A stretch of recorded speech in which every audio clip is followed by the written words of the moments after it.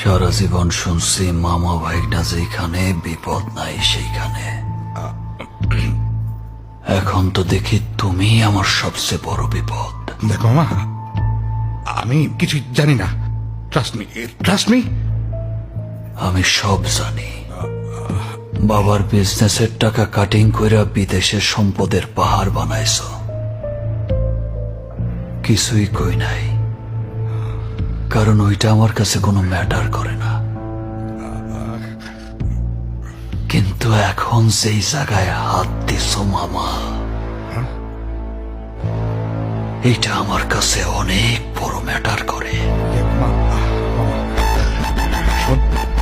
কারণ ব্যাপারটা আমার একান্ত পার্সোনাল,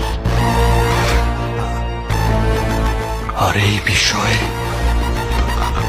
দুনিয়ার কারো কোনো সার নাই।